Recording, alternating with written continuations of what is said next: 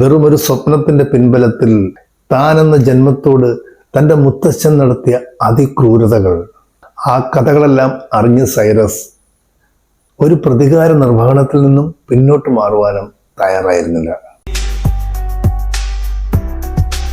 തൻ്റെ മുത്തച്ഛനോടുള്ള ഒടുങ്ങാത്ത പകയുമായി അവൻ കൊട്ടാരത്തിൽ വളരുന്നു.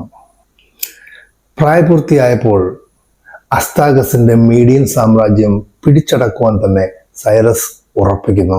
സൈറസിന് കാലം തുണ നൽകിയതുപോലെ അന്നത്തെ രാഷ്ട്രീയ സാഹചര്യങ്ങളും അസ്റ്റാഗസിന് എതിരെ നിലകൊണ്ടിരുന്നു. തൻ്റെ വിശ്വസ്തനായ സൈന്യാധിപൻ ഹാർപ്പഗസ് ഉൾപ്പെടെ പല പ്രഭുക്കന്മാർക്കും അസ്റ്റാഗസിന്റെ ഭരണത്തിൽ അതൃപ്തിയായിരുന്നു. ഇത് തിരിച്ചറിഞ്ഞ സൈറസ് തൻ്റെ മുത്തശ്ശനെതിരെ തന്ത്രപൂർവം കരുക്കൾ നീക്കുവാനായിട്ട് ആരംഭിച്ചു. ചിതറിനിന്ന പേർഷ്യൻ രാജ്യങ്ങളെയൊക്കെ ഏകീകരിച്ചുകൊണ്ട് ഒരു ശക്തമായ സൈന്യം ആദ്യം തന്നെ സൈറസ് രൂപീകരിച്ചു.